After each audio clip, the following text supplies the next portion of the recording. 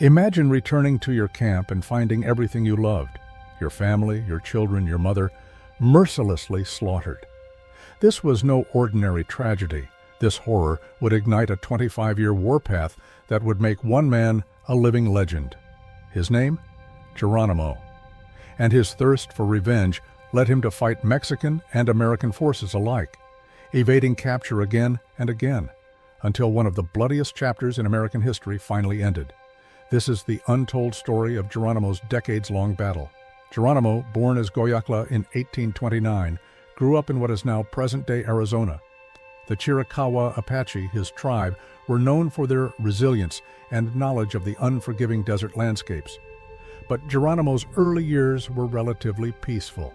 He married, started a family, and lived in harmony with his community. That all changed in 1858 when Geronimo's life took a tragic turn. While he was away on a trading expedition, a Mexican military force attacked his camp. Geronimo returned to find his wife, children, and mother among the slaughtered. In total, over 100 Apache women and children were killed in the raid. This event shattered Geronimo and fueled a hatred that would drive him for the rest of his life. As he would later write in his memoir, "I had no purpose left. My heart was dead." The devastation of losing his family ignited a fire in Geronimo that led him to take up arms, first against Mexico.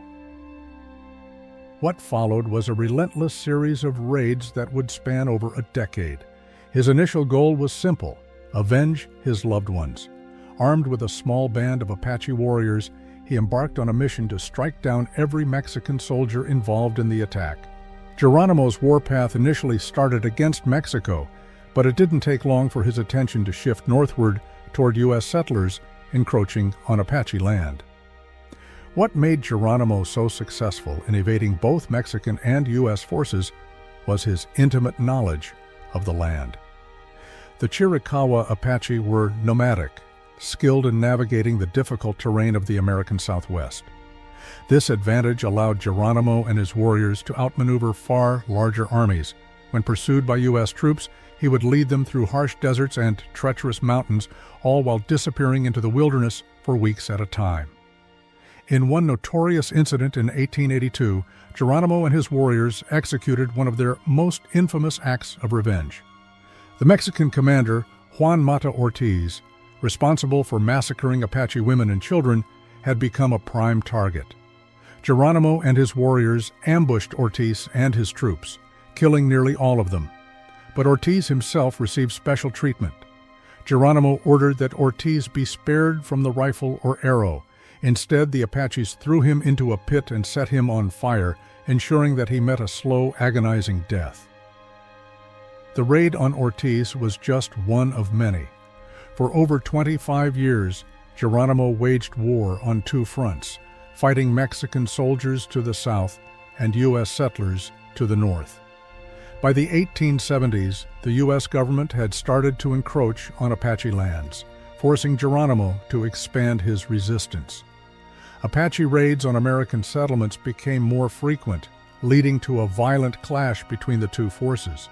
The U.S. government responded by sending troops to capture Geronimo and his band. Despite being vastly outnumbered, Geronimo's ability to elude capture frustrated the U.S. Army. General George Crook, a man who had spent years hunting Geronimo, once described the Apache leader as the tiger of the human species, a reference to Geronimo's unmatched ability to survive in the wild.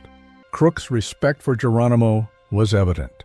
He even employed Apache scouts to track down Geronimo, yet the elusive warrior still managed to slip through the Army's grasp.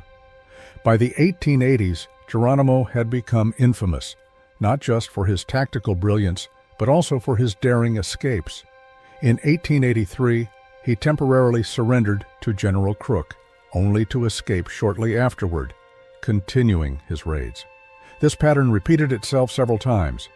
Whenever Geronimo would surrender, he would bide his time before escaping again. One of Geronimo's greatest strengths was his flexibility in war. He and his band were constantly on the move, traveling hundreds of miles through the harshest landscapes. In some instances, They covered up to 70 miles in a single day, pushing their horses to the limit. When the horses collapsed from exhaustion, Geronimo's men would butcher them for food and steal new mounts from unsuspecting Mexican cavalry. But by 1886, Geronimo was facing an overwhelming force.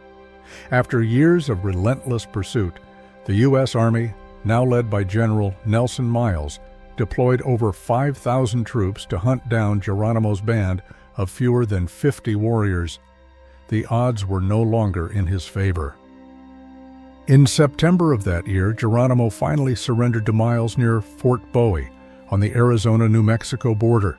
He and his followers were transported as prisoners of war to Florida, then Alabama, and eventually Oklahoma. Geronimo's surrender marked the end of Apache resistance, but his story was far from over. He was treated as a prisoner of war for the remainder of his life. Initially, Geronimo and his followers were sent to Florida, where they struggled with the unfamiliar swampy terrain. Later, they were relocated to Alabama and, eventually, to the Kiowa Comanche Reservation in Fort Sill, Oklahoma. Despite being a prisoner, Geronimo adapted to his new circumstances. He became a farmer and even converted to Christianity, though it's debated how deeply he embraced this new faith. He remained a figure of fascination to the American public, and in 1905, Geronimo was invited to participate in President Theodore Roosevelt's inaugural parade. Even in captivity, Geronimo's spirit was unbroken. He dictated his memoirs in 1905, sharing his perspective on the years of conflict and the losses that had shaped him. His life, filled with tragedy and triumph, became a symbol of the broader struggle between Native Americans and the U.S. government during westward expansion. Geronimo passed away in 1909 at the age of 79. His legacy, however, continues to resonate.